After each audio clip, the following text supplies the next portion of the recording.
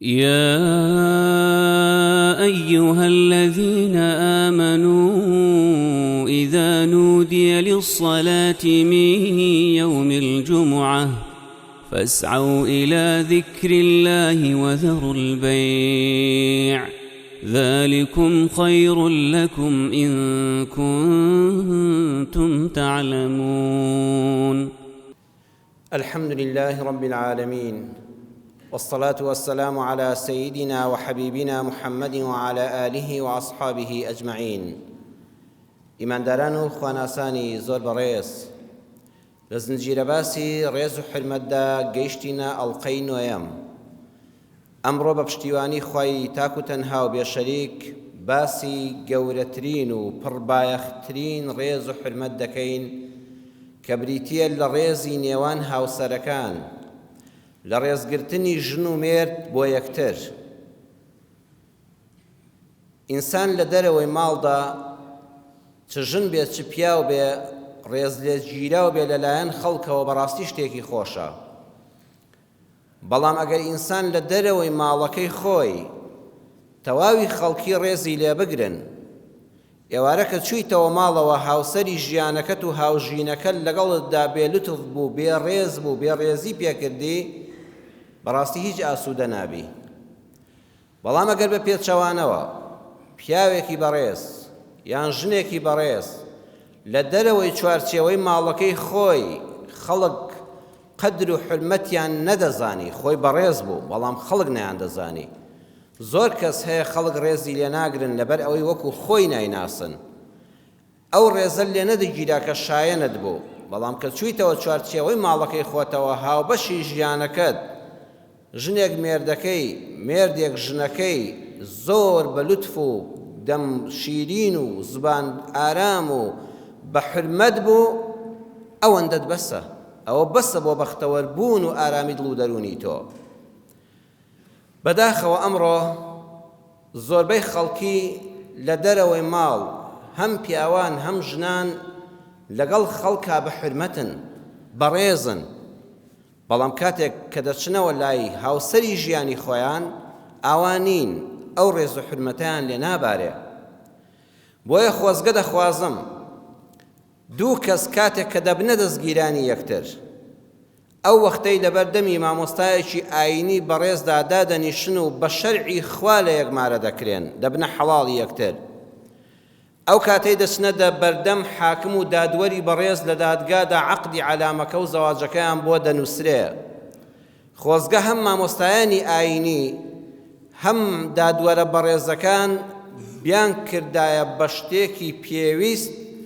لەو کاتەیە بە کوڕوکچەکان بوتایە ئەمە یەکەم ڕۆژی ژیانی هاوسەری ئێوە لێرە دەست پێ دەکات کە دەستگیرانیە و دەبنە حەڵاڵی یەکتر. وەرن بەڵێن بدەن لەبەر دەمی خوای پەروەردگاری خۆتاندا کە لەم چرکە ساتەوە بۆ هیچ کات بێڕێزی بەرامبەر یەک نەکەن. لە کاتی بەرزیدا، لە کاتی نزمی ژیاندا، لە کاتی خۆشحاڵی و هەبوونیدا، ماڵ ئاوەدانیدا، سفرەی ڕازاوەدا، لە کاتی نەخۆشیدا، لە کاتی ناخۆشیدا، لە کاتی هەژاریدا، لە کاتی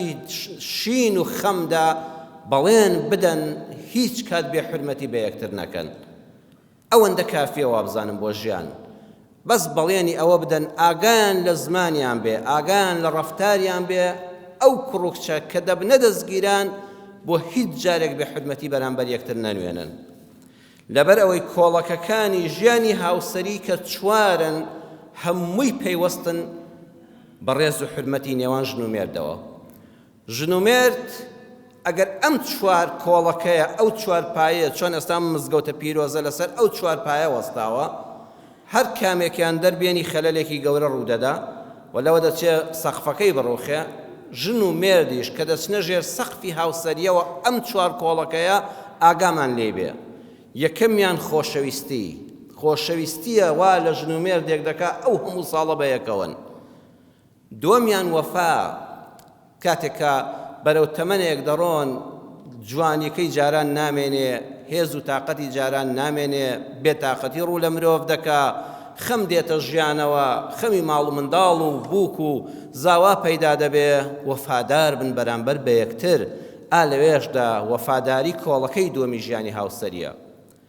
سێمیان دڵسۆزی و خەمخۆری، بەردەوام ژن و مێرد لە خەمی یەکترا بن، دڵسۆز بن بۆ یەکتر. چوارەمیان بەڕێزان لێبوردەیی.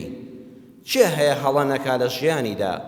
چ کەسێک هەیە چ پیاوێک وەکو پیاوانی بەڕێزی جەنابتان لە ژیانی بڵێ بەرامبەر بمێژنەکەم هەڵەیەکم لە دەم نەهاتۆتە دەرەوە؟ ژنێک چەند بەڕێز بێت دەتوانێت بڵێت لە ژیانما هەڵەیەکم بەرامبەر بە مێردەکەم نەکردووە. نە، بەڵام ئەوەی چوارەم کۆڵەکەی و ناهێڵە ماڵەکە بڕوخێ لێبوردنە. ئینسان سەرفی نەزەری هەبێ، چاوپۆشی هەبێ، لێبوردە بێ، دایمە دڵی بەرامبەر بە هاوسەرەکەی پاک کاتەوە ئەو لاپەڕە ڕەشانە بدڕێنەوە فڕیانداتە دەرەوەی ماڵ، لەگەڵ تەنەکەی خۆڵەکە ئەویش بەرێتە دەرەوە. بەڵێ ئەم چوار خاڵە کە کۆڵەکانی ژیانی هاوسەرین، خۆشەویستی، وەفا، دڵسۆزی لێبوردن، هەموویان پەیوەستن بە ڕێز و حرمەتی نێوان ژن و مێردەوە. جەنابتان دەچنە ناو کۆمەڵگا، کەسی وایە خۆشیشن ناوێ، کەچی کاتێک کە ئەوەندە ڕێز و حرمەت لێ دەگرێ هەر لە خۆ خۆشت دەوێ، پێشتر ڕقل لێی بووە. کەچی کە دەبینی ئەوەندە بەڕێزە لەگەڵ تا، ئەوەندە بەلوتفە لەگەڵ تا، خۆشەویستی دەچێتە ناو دڵەوە. بەخوا ژن و مێرد ئەگەر وەکو پێویستیش خۆشەویستی یەکتر نەبن، ئەگەر ئەوەندە لەگەڵ یەکا بەڕێز بوون، خۆشەویستی یەکتر دەبن. خۆشەویستیە وان لێ دەکا کاتێ بیرت دەکەوێتەوە ئای ئەو ژنە چەند بەڕێز بووە لەگەڵ تخوا چۆن وەفادار نەبن بەرامبەری. خۆشەویستیە وان لێ دەکات دڵسۆز و خەمخۆری بی، ئەو ڕێزەیە بیرت دەکەوێتەوە ئەو پیاوە چەند بەڕێز بوو لەگەڵما، تخوا چۆن دڵسۆزی نەبم، خەمخۆری نەبم. ڕێز و حرمەتە وان لێ دەکات لێبوردەبی بەرامبەر بە کەسێک کە هەڵەی بەرامبەر کردووی. پیاوژنێک کە بیریان لەوە کردەوە ئەو هاوسەرم لەو هەموو ژیانەدا چەند بەڕێز بووە لەگەڵما، ئێتر تخوا چۆن لەسەر هەڵەیەک لێی نەبورم، یەکسەر گیانی لێبوردەیی تێدا دەبوژێتەوە. بەڵام پەنا بەخوا ئەگەر ڕێز و حرمەت نەما لە بەینی ژن و مێردا، وەکو TNTەک وایە بیبەستی لە پایەکان، بە یەک کەڕەت هەمووی هەڵدەتەچێنێ. زۆربەی خەڵکی هاوارێتی مامۆستا سحرم لێکراوە و جادوم لێکراوە، من ئیمانم بەو شتانە نییە. ئیمانم بەوە هەیە کە کەلامی خوا حەقا، ساحر هەیە، سحر هەیە، بەڵام ئەوە لەوە دەچێت یەکێک دوو ئەو هەموو گرفتە خێزانی ڕوو لە دادگاکان دەکا بەداخەوە، ڕوو لە خزمەت مامۆستایانی بەڕێزی لیژنە فتوواکان دەکات لە هەفتانەدا جێی مەترسی کۆمەڵگای کوردیە. بەخوا هی ئەوەیە ئەو چوار کۆڵەکەی ناو ماڵ خەلەلێکی هەیە بە خۆتا بچۆوە، یان خۆشەویستی، یان وەفا، یان دڵسۆزی، یان لێبوردەیی نەماوە، یان ئەم چوارانە لە خەتەردان، چونکە ئەم ژن و مێردە بێڕێزی ڕۆژانە بە یەک دەکەن، ڕێز لە بەینی ئەم ژن و مێردەدا نەماوە. بۆیە خۆشەویستەکانم، پیاوان و ژنانی مسلمانی ئەهلی جومعە و جەماعەت بزانن بێحرمەتی ژەهری ژیانە. هەر وەختێک ژنێک بەرامبەر بە پیاوەکەی یەک گوشەی بێحرمەتی و بێڕێزی دەنوێنێ، وەکو ئەوە بێتە بەرچاوی و بە کەمی نەزانێ. ئێستا ژەهر هەیە، خوا بمان پارێزە لە دەستی خراپەکاران. یەک دڵۆپێک بخەنە ناو خواردنێکەوە بۆ کەسێک، ئەو سەعاتە هیچی لێ ناکە، دوای هەفتەیەکیش هیچی لێ ناکە، دەوری 6 مانگ لە دوای ئەوە وردە وردە کاریگەریەکانی دەست دەکەون، لەوە چێ دوای 2 ساڵ ئەمجا بیکوژێ. هەر بێڕێزیەک لە بەینی ژن و مێردا لە ماڵا ڕوویدا، دڵۆپێک ژەهر خرایە ژیانی هاوسەریەوە. ئەوە ڕەن بێ ئەو ڕۆژە هیچ ڕوو نەدا، بەڵام دەمێنێتەوە، دواتر بوو بە 2 دڵۆپ گەورەتر دەبێت، دواتر دەبێتە ژەهری ژیان، ژیان دەکات بە ژان،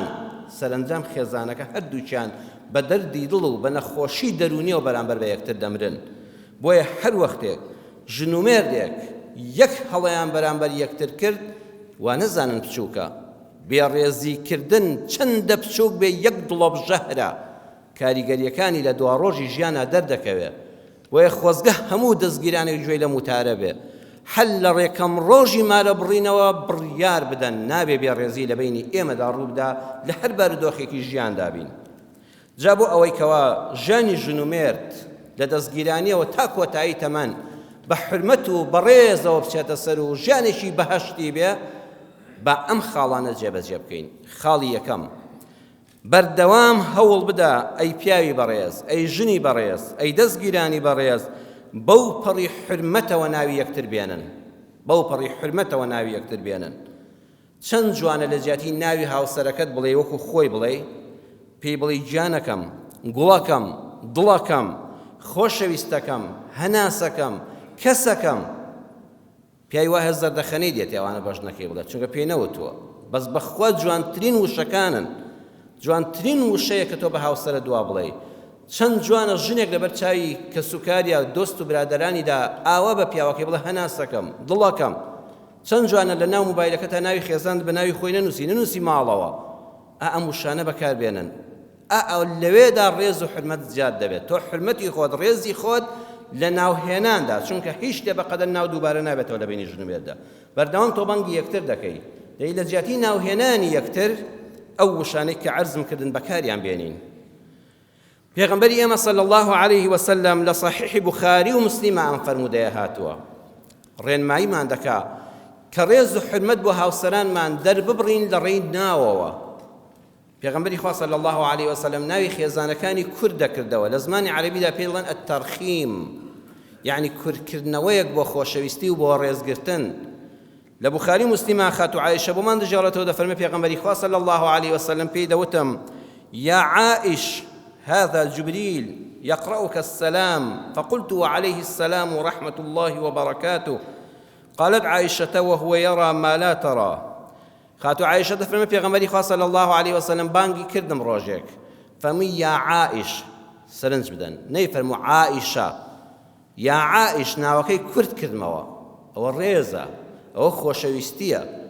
كردي خوم عند الله عائشة قل اوي بيود نيقول عائشة نا گوڵەکەم خونچەکەم عائشی بچووک کردەوەکو خونچە گوڵ ئابۆ ناوە بانگی کردم سەیری ژن چەند هەستەوەرە دوای وەفاتی پێغەمبەر صلی الله علیه وسلم خاتو عایشە ئەمە دەجێڕێتەوە یعنی هەل لە ناو دەروون و مێشکیا ماوەتەوە ئەوەندەی پێخۆش بووە کە هاوسەرەکەی کە پێغەمبەری خوا صلی الله علیه وسلم ناوەکەی لەبەر ڕێز و خۆشەویستی کورد کردوتەوە یا عائش ئەوە جوبریلە سەلامت لێ دەکا منی جوتم سەلام و ڕەحمەت و بەرەکەتی خوا لەسەر جوبریلی ئەمین بێ خاتو عائشة فرمووی چاوی پێغەمبەر صلی الله عليه وسلم ئەوەی دەبینی کە فریشتەکانن کە چاوی ئێمەی ئاسایی ناتوانێ بیبینێ هەروەها دەفەرمێ وەکانە یەقول لعائشة یا حومەیڕا پێغەمبەری خوا صلی الله عليه وسلم زۆر جاری تر نەیدەفەرموو عائشیشی بەکار نەدێنا ڕێزی زیاتری دەنوان دەیفەرموو سوورەی گیان پێغەمبەر بەو ناوە بانگی خێسانی دەکرد سوورەی گیان وەرە حومەیڕا جا سەیری عولەمایان کەن چەند لەسەر ئەم وشانە وەستاون ئەمانە زۆر گەورەن ڕۆژانە خەڵک لە من دەپرسێ لەبارەی سنەتی ڕۆژووی ڕەجەب و شەعبان و فڵانەوە ئەمانە خێرن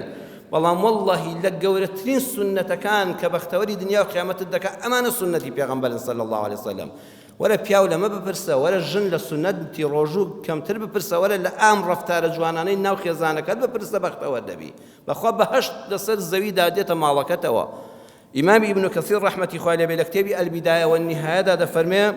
حميراء يعني البيضاء يعني آفرة في بيستكا إمام الذهبي رحمة خواه لبي فرمية الحمراء في لسان أهل الحجاز البيضاء بحمرة وهذا نادر فيهم كذا بيغمبري خواه صلى الله عليه وسلم بخاتو عائشة دا فرمي يا حميراء سورجان ما بستي أوبو أي أو جنس فيي كسورة تيكلاوة كردي خومان دڵێ دڵی بەفر و خوێنە ئەوەندە جوانە تێکەڵاو بۆ ئاڵ بووە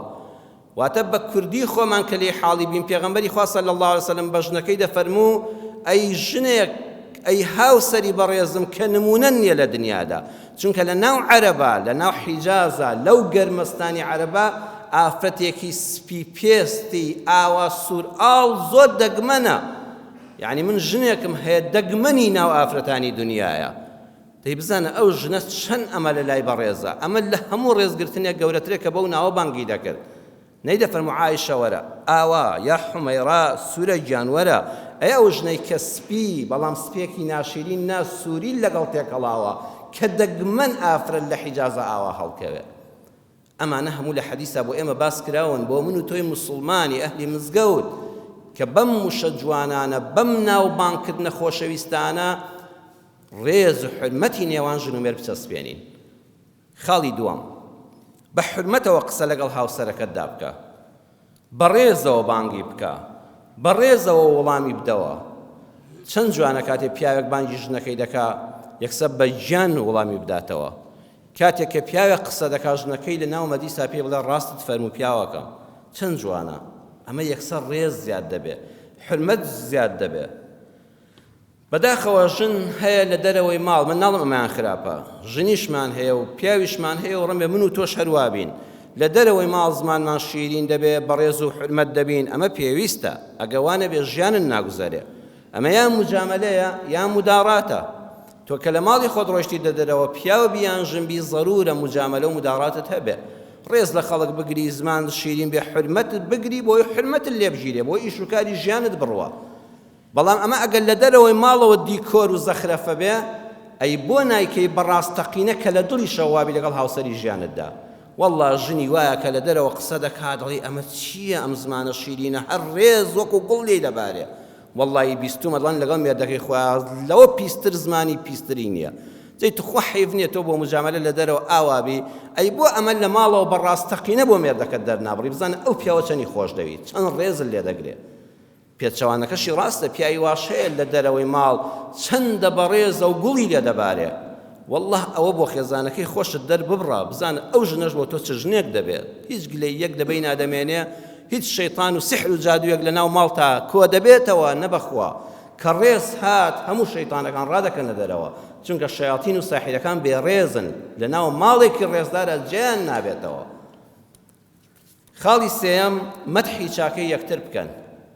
ڕێزگرتن ئەوەیە هیچ مرۆڤێک نییە سیر بکەی، هیچ مرۆڤێک نییە چاکەی نەبێ و خراپەی نەبێ، دەی با چاکەکانی یەکتر ببینین و باسییان بکەین. بەڵام هیچ مرۆڤێکیش نییە هەڵەو کەم و کوڕی نەبێ. چەند جوانە دەستگیران لە کاتی دەستگیرانیە کوڕ و کەچ ژن و مێرد فێری ئەوە بن ئێمە فریشتەنین، ئێمە هەڵە دەکەین بەرامبەر یەکتر. بەڵام با قەت هەڵەکان لە بینی خۆمان دەرنەچێ، بۆ دوو کەسی بە تایبەت باز نەکەین. یەکەم ماڵە باوان، ژن هەڵەیەک دەکا ئەگە پیاوەکە بۆ ماڵە باوانی خۆی جێڕایەوە ئەو ژنیان بەرچاو دەکەوێت. چ پیاوێک هەیە هەڵە نەکا، ئەگە ژنەکە بۆ دایک و باوکی و بۆ براکان و بۆ خوشکەکانی جێڕایەوە لە ماڵی باوانی باسی کرد، ئەوە دواتر کوڕەکە پەشیمانە، هەر لە بیریشیان دەچێتەوە بینی خۆیان. بەڵام ماڵی باوک هەر بەو چاوە سەیری ئەو کوڕ و کچە دەکەن کە ئەوان باسییان کردووە. بۆیە قەت هەڵە و کەم و کوڕی یەکتر بۆ ماڵە باوکتان مەژێڕنەوە. دووەمیان لەبەر چاوی میواندا، میوانێکە هاتووە چەند ناشیرینە ژنێک باسی کەم و کوڕیەکانی مێردەکەی لەبەر چاوی میوانەکان بکە. چەند ناشرینترە پیاوێک باسی کەم و کوڕی و هەڵەکانی ژنەکەی لە لای میوانەکانی بکە. ئەو هاتۆ چایەک دەخوانانێک دەخۆ دەڕوا، دواتر ئەگە بەڕێزەوە یەکترتان ببینیە بەخوا ڕێزدار دەبی لەلایەن. ئەگە بێڕێزی بەرامبەرێک بکەن هەردوو لاتان بە بێڕێز سیر دەکات، نانەکەشی خواردی و بێڕێزیشت پێ دەکات، حەقی خۆشێتی چونکە تۆی بە بێڕێزی بینیوە. بۆیە ئاگامان لە یەکتر بێت، سیفاتە چاکەکانی یەکتر مەشارنەوە. بەڵام ئەمڕۆ زۆر جا بینیومە ژن و مێرد ئەو هەموو چاکە لە یەکتر دەبینن باسی ناکەن.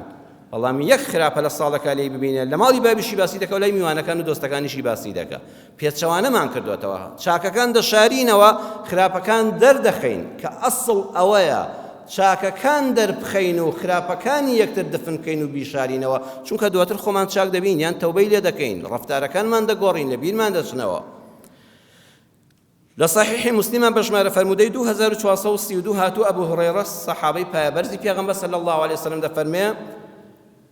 أتى جبريل النبي صلى الله عليه وسلم فقال يا رسول الله. جبريل أمين هات خزمت پیغمبر صلى الله عليه وسلم أو كاتي لأشكوتك دابو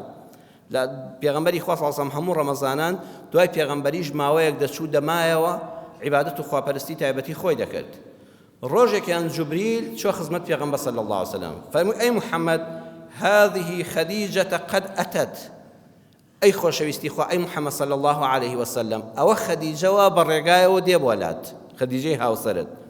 معها إناء فيه إدام أو طعام أو شراب. توێشەبەرەیەکی پێیە، نانەبەرەیەکی پێیە،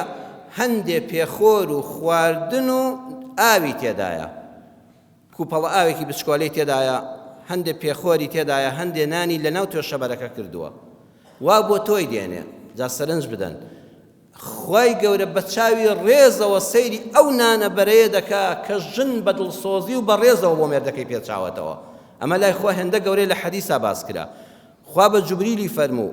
لە ماڵەوە خەدیجە نانەبەرەیەکی هێناوە و هەندێ نان و پێخۆر و ئاوی تێکردەوە بۆ مێردە خۆشەویستەکەی کە محەممەدە دەی با صلی سەلەم. تۆ بڕۆ بۆ لای محەممەد و ئاگاداری بکە، با بە پیرەوە بچێ، با پێشوازی لە ژنەکەی بکە. فەئیذا هیە ئەتەت، کە کاتێک گەیشتەلات فاقرأ عليها السلام من ربها ومني كاتي خديجة قيشت أي محمد صلى الله عليه وسلم سلامي پەروەردگاری پێ بگەێنە و سەلامی منیشی پێ بگەێنە و لە جوبریلیش سەلامی لێ دەکردی جا سەرنجی فەرمودەکە بدەن نەیفەرموو من ڕەبیکە سەلامی خوای پەروەردگاری محەممەدی لێ بکە خۆ خوای پەروەردگاری هەمومانە بە تایبەتی پێغەمبەر صلی الله علیه وسلم چونکە وحی خوای بۆ دێ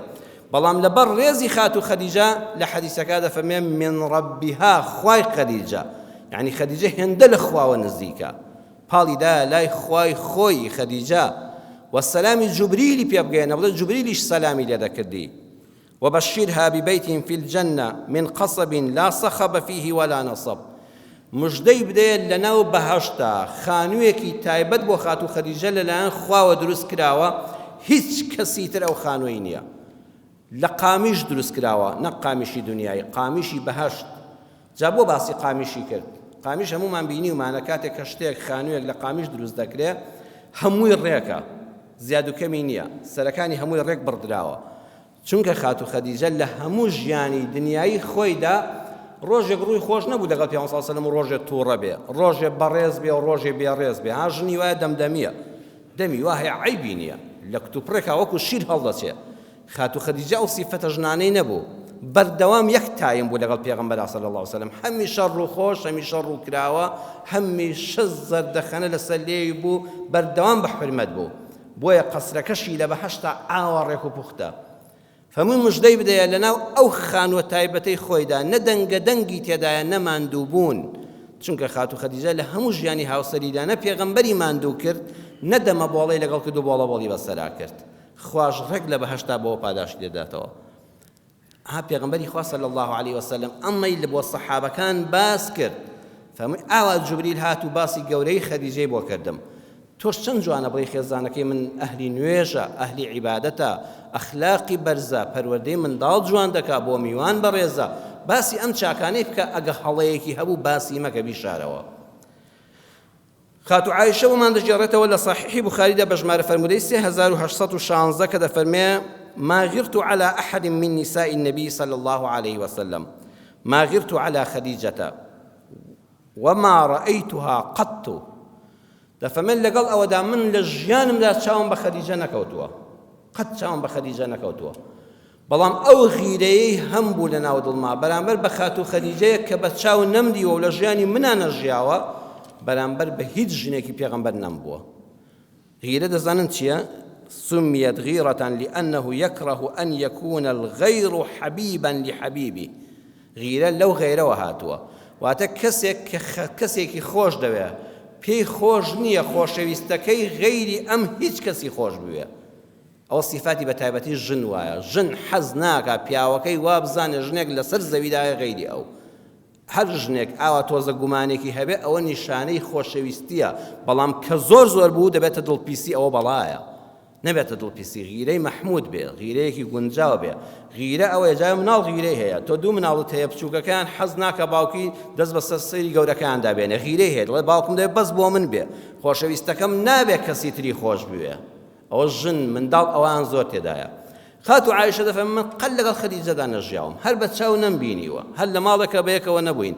بەڵام بەردەوام غیرەم دەجوڵا بەرامبەری هەستم دەکرد پێغەمبەری خوا ئەوی زیاتر لە من خۆش دەوێت لەگەڵ ئەوەشە نەمبینی بوو قەت بەرامبەر ژنەکانی تر ئەو غیرەیەم نەجوڵاوە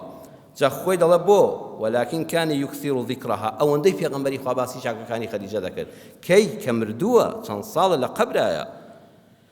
وربما ذبح الشاة ثم يقطعها پێغەمبەری خوا صلی الله عليه وسلم بەرخۆلەیەک جیسکێک مەڕێک بزنێکی لێنا سەری دەبڕی و بەدەستی خۆی پارچە پارچەی دەکرد و کیلۆی دەکرد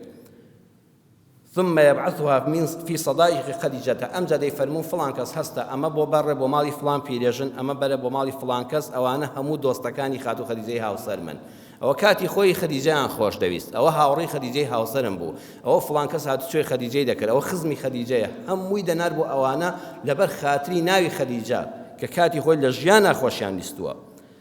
فربما قلت له دەڵێت زۆرجار خاتو عایشە دەفەرمێت تینم بۆ دەهات کە ئەوەندەی باسی خەدیجە و ڕێز و حرمەت و چاکەکانی دەکرد دەمگوت کە ئەن لەم یەکن فی الدنیا ئیلا خەدیجە ئەوەیە چیای پێغەمبەری خوا صلی الله علیه و سلم بەخوا بێتاقەت بووم ئەڵێ ئافرەت نییە لەم سەر زەویەدا خەدیجە نەبێ ئەوەندە لات گەورەی ئەوەندە لات خۆشەویستە ئەوەندە باسی چاکەکانی دەکەی كأن لم يكن في الدنيا إلا خديجة حال ئەڵێ لەم سەرزەوێدا ژنێکی تر نییە خەدیجە نەبێ خەدیجەیە کە چەند ساڵە مردووە بە کوردی خۆمان پێیوت ئەی پێغەمبەری خوا ئەڵێ ئاسمان کونی تێبووە و خەدیجەی لێ هاتۆتە خوارەوە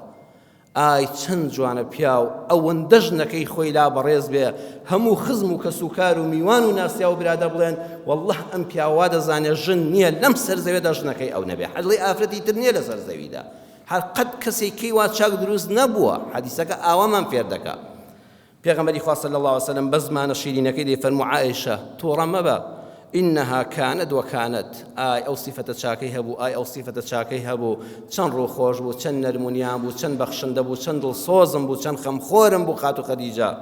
وكان لي منها ولد دایکی منداڵەکانم بوو من هەموو منداڵەکانم ئیبراهیم نەبێ هەمووی لە خەدیجەن چەند ماندوو بوو لەگەڵ بەخێوکردنی منداڵەکانمدا چەند خزمەتی خۆم و پەیامی ئیسلامی کرد ئەم حەدیسەوە فێری ئەوەی کردین ڕێز پەیدا دەبێ بەردەوام ژن و مێر فێری ئەوە بن ڕێز دەربڕین لە بەرچاوی میوان و خانەوادە و ماڵی باوکیان بەوە دەبێ باسی چاکەکانی یەکتر بکەن ئەگە هەڵەیەک هەبوو کەم و کوڕێک کە لە هەموو مرۆڤێکا دەبێ پەردە پۆشیکەن و دای پۆشن و بۆ کەسی باز نەکەن ئەم بابەتە خاڵەکان زۆرن بەڵام لێرە دەوەستم لەم سەر سێ خاڵە دەسمە سەر ئەوەی لەسەر شتی بێسوود و بێمانە توخوا بە ژنومێر بێڕێزی بەرامبەر یەک نەنوێنن زۆر جار کە کێشەی ناو هاوسەران دروست دەبێ کە بێڕێزی و بێحورمەتی لە بینی ژنومێردا دروست دەبێ وەڵڵی شتەکە زۆر بچووکە زۆر بێمانە و یعنی بێسوودێکە بۆ ئەو خێزانە دکتۆر عەلی حەمادی کتێبێکی هەیە بە ناوی 100 طريقة لتكوني زوجة ناجحة للاپەڕی 72دا ئەم بەسەرهاتە باز دەکا ئەڵ ژنومێردێک هەبوون ئەم ژنومێردە ڕۆژێک پیاوەکە چوو بۆ دەشت و دەر باڵندەیەکی ڕاو کرد بوو بە داویەوە کرد بوو داوەکە پێ بوو داوی نابوو وەکو ڕاوکردن ئیتر تۆ بڵێ ڕیشۆڵەیەک بێت چۆلەکەیەک بێت تەیرێکی کێوی پێوە بوو کڵاو کوڕەیەک بێ هێنایەوە ماڵەوە بەدەستێەوە بوو ژنەکەشی لە تەنیشتەوە بەیەکەوە چایان دەخوادە و ئیسراحەتیان کردبوو زۆر بەینیان خۆش بوو پیاوەکەوتی ها ژنەکە سیر کە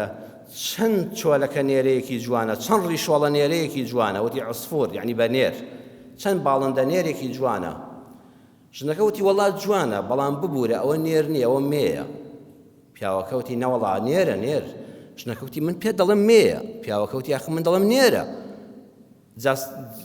یەکەم جار جیدالە دوو کەس قسە دەکەن ئەوە جیدالە ئاساییە وەڵا هەردووچیان جا هەستان مەیلە پاڵیان دابەوە بۆ یەک ڕاست بوونەوە چوونە سەر چۆک پیاوەکە بە تونتر وتی کورە سەیری سەر و کوڵاوی کە چەوە نێرەیە ژنەکەوتی هێشتاکەنە نێرومێلێک ناکەوێت بە خەوە مێیەیە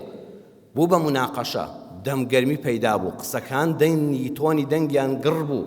و هاکی ئینسان ڕقی لە یەکتر دەبێتەوە دەنگ بەرز دەکاتەوە چونکە مەودای نێوانی دیارە زۆر دەبێت لە دڵەوە مەوداکە چەند لە مەسافەی جوگرافیدا نزیکی بەڵام لە دڵەوە لێک دوورکەوتیەوە بۆیە هاوار دەکەی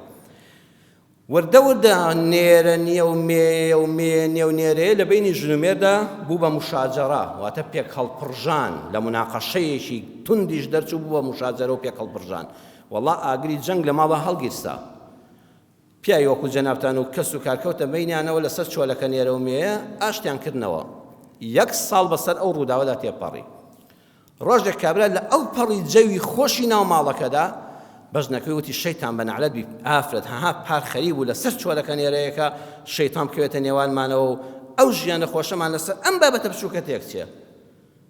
ژنەکە وتی وەڵڵا پیاوەکە ڕاست دەکەی بەڵام بە قورئان داوای لێبوون لێ دەکەم چۆلەکەکەم مێ بوو خۆ نێر نەبوو هێشتا نەیسەلمێنی کە مێ بوو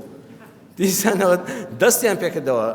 پیاوەکە وتی ئافرەت من شکری خوا دەکەم کە وام زانی تۆ تێگەیشتووی ئەوە نێرە ئافرەتەکەش کوتی وەڵڵا من خەریب و خۆم بە تەڵاقدان دەم لەسەر ئەوەی بەڵام من وەم زانی تۆ سەلماندووتە کە مێیە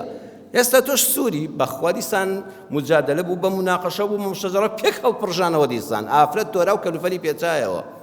توخوا چەند ژنومێر ڕۆژانە لەسەر ئەم شتە بێمایانە ئەوە گەورەی دەکەن دەی چۆلەکەیەک نێر بێیان مێبێت چ پەیوەندی بە ماڵی تۆوە هەیە چ لە باسی تۆ دەگۆڕێ بۆیە بۆ ئەوەی ڕێز لە بینتانە کەم نەبێتەوە چەند جوانە ژنێک ئەگە زانی مێردەکەی لەسەر هەڵەشە قسەکەشی ڕاز نییە بابەتەکەش زانستی و منتیقی نییە مادام سوودێکم پێ ناگەنێ با قسەی تۆ بێ بڵێ تۆ ڕاست دەکەی پیاوەکە شتێکی هێناوەتەوە ژنەکەڵە وەڵاوە هەر بە کەڵک نایە خۆ تۆ دەزانی بە کەڵک دێ بەڵام ئەو کاتە ئەو ڕم بێت تووڕە بێ هەر لەسەری مەڕۆ کوڕە بڵێ وەڵا قسەی تۆیە بەخوا بە کەڵک نایە هەر زۆر عادیە عادی بێ و ئەسڵ بێت تازە کردراوە هاتۆتە ماڵەکەەوە بۆچی شەڕێکی لەسەر دروست ببێ بۆ بێڕێزی لەمەدا پەیدا ببێ ژنومێر بۆ ئەوی بێڕێزی پەیدا نەکەن لە بین یەکترا نابێت لە یەکتر لە بەهانە بن کۆتای وتارەکەم بەم پەندە شیعرانە دێنم کە زانای گەورەی کورد مەلا غەفوری دەباغی کە خەڵکی مەهاباتی ئێرە کوردستانی ڕۆژهەڵاتە کە ناسراوە بە حافزی مەهاباتی کتێبێکی گەورەی هەیە پەندەکانی پێشینان لە لاپەڕینەوە تا دەڵێ پیاو ئەگەر لە ژن لە بەهانە بێ با هەموو ئیشی عاقڵانە بێ پێی دەڵێ کاتێ ئار دادەبێژی خۆت بۆ بادەدەی چەند جێژوێژی ها پیاوەکە لە ژنەکە لە بەهانەیە ئێ لە کاتی ئاردابێژنە فەقیرێ کوا خۆی بادە ئەو لی دەکا بە بەهانە ئەوە بەهانەیە لە ئاردابێشتنیشە بەهانەی پێدەگرێ ئەڵێ چونکە جێژوێژی خۆت بادەدەی ئەو ڕەقس و سەمایی ناوێ پێچەوانەشی ڕاستە بەڵام ژن لە پیاو کەوتە بیان و هەر ڕۆژێ پەڵ پێدەگرێ کەبان و کابرا شێت دەکا بە پرتە و بۆڵا هەر وەک لە دوژمن بسێنێ تۆڵا ڕۆژێک پێی دەڵێ زۆر دەخولێەوە شەوانە لە شوێی درەنگ دێەوە هیچ نەبێ دەڵێ تۆم دیوە بەخەو هیچ نەبێ دەڵێ تۆم دیوە بەخەو دانیشتووی لەگەڵ کچی ئەم و ئەو گوێم لێ بوو چیتان دەگوت ئەو شەوە لە شیرین خەوا دی من پێکەوە هەر هیچ نەبێ ژن ئەگەر لە بەهانە بێ لە مێردەکەی لە خەوا ئەوم بینیوە لە خەومان لەگەڵ فڵان کەسا بینیومی ئیلا شتێک دروست دەکا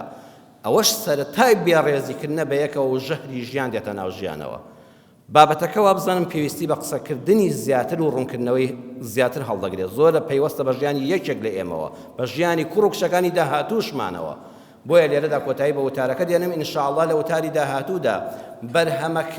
بەرهەمە شیرینەکانی ڕێزگرتنی ژنێوان ژنومێر چییە و هۆکارەکانی نەمانی ڕێز و حرمەت لە بینی ژنومێردا چییە و ئەو هۆکارانە چین کەوا دەکەن ژنومێردێک بەرامبەر بە یەکتر بێحورمەتی بنوێنن داواکارم لە خوای پەروەردگار یا ڕەبی خوای بە لوتفی خۆت بە ڕەحمەتی خۆت بە میهرەبانی خۆت یا ڕەبی خوای ڕێز و حرمەت بخەیە نێوانی هەموو هاوسەرێکەوە ناو هەموو ماڵێکەوە ناو هەموو باوکو ئەولادێکەوە ناو هەموو دۆست و ناسیا و برادەرێکەوە یا ڕەبی خوای ئەم وڵاتی کورد و کوردستانەمان پڕ بکەی لە ڕێز و حرمەت هەموو لایەکمان لە بێڕێزی پارێزی یا ڕەبی خوای بمان پارێزی لەوەی بێڕێزی بەرامبەر بە هیچ مرۆڤێک بکەین خوای بمان پارێزی لەو کەسانەی کە بێڕێزن و بێڕێزیمان پێ نەکەن ئەوەی نەخۆشە یا شافی یا ئەڵڵا شیفای بەخێری بۆ بنێری ئەوەی نەخۆشە یا شافی یا ئەڵڵا شیفای بەخێری بۆ بنێری ئەوەی دڵبەخەمە دڵخۆشی کەی ئەوەی گرفتارە خۆیان ڕزگاری کەی دەرگای ڕەحمەتی خۆت لەسەر هەموو لایەکمان بکەیەوە ئامین ئامین والحەمد لله رب العالمين يا أيها الذين آمنوا إذا نودي للصلاة من يوم الجمعة فاسعوا إلى ذكر الله وذروا البيع ذلكم خير لكم إن كنتم تعلمون